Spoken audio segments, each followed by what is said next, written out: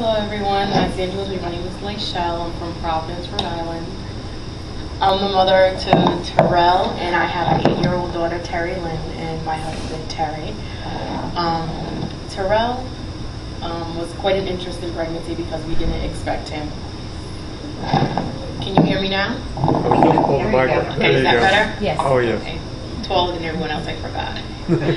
But we didn't expect Terelle. We did have quite a time conceiving my daughter, so Terelle was quite a surprise.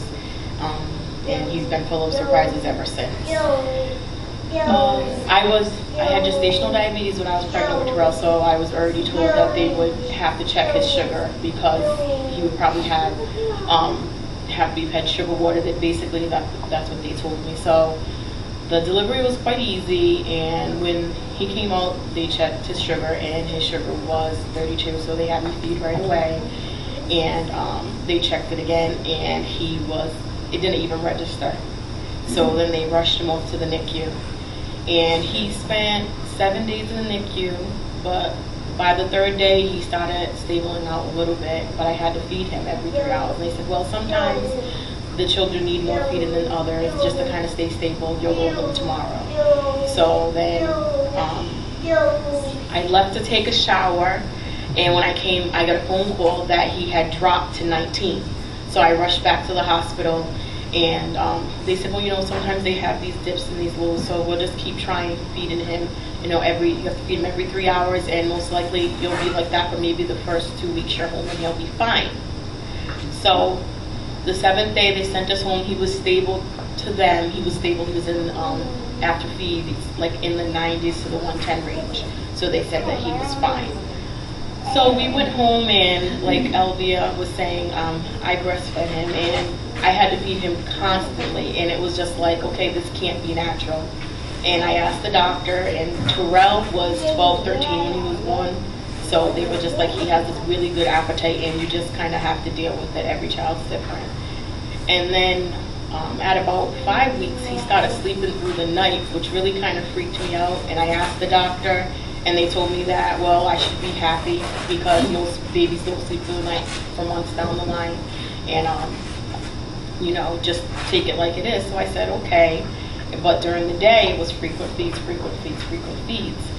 So then one morning when he was 7 weeks old, and it was the 7th of October, I'll never forget, because it seems like every time we have a problem, it's like the 7th of the month. It really freaks me out most of the time. But I looked over in his bassinet to check on him before getting ready to prepare my husband's stuff for work, and he was seizing. And I screamed for someone to call 911. It's like, help me in my arms. I just kept calling.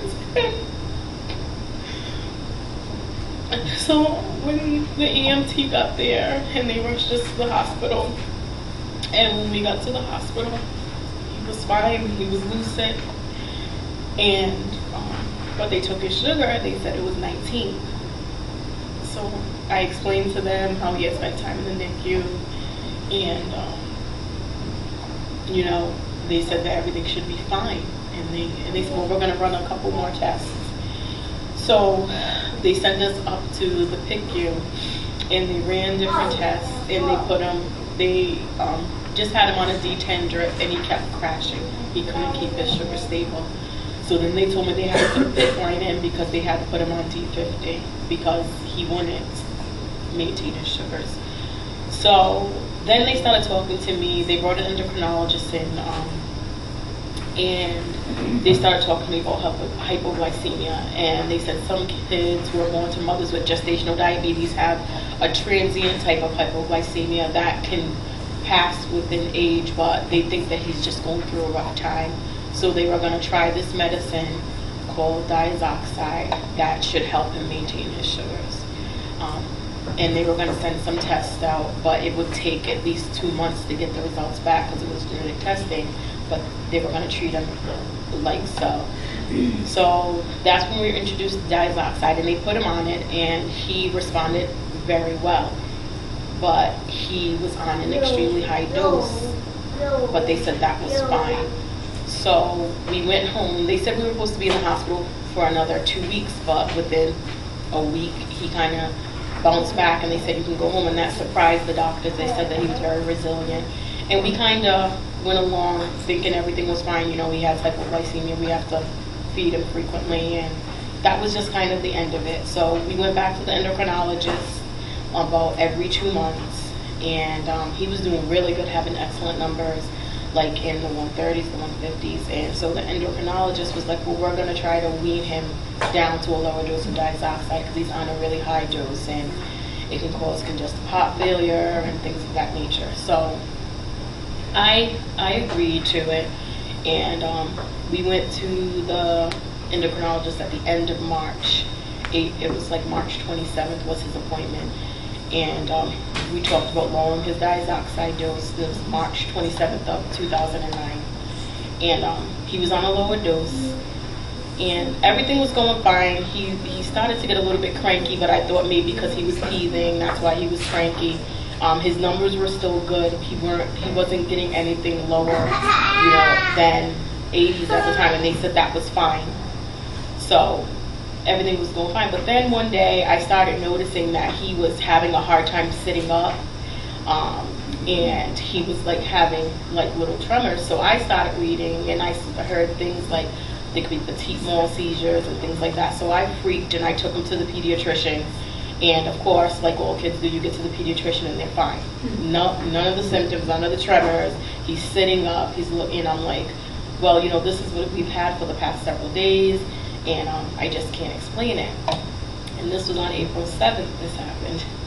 And we got home that night, and remember I was buffing him into his car seat, and he smiled at me, but when he smiled, his eyes crossed. And I said, well, maybe I didn't see that, like, but he was having a seizure, but I didn't know. I just thought, you know, sometimes kids when they're that young, their eyes kind of go a different way for a quick minute. So I didn't think anything of it. I just kind of brushed it off, and we took him home. And as I was taking him upstairs, I brought him into my room to lay him down so I could start administering his diazoxide and doing our nightly routine. And he went into a full grand mal seizure. He almost like bit my finger. Hi, baby. And I screamed to my daughter, who was only 7 at the time, to call 911.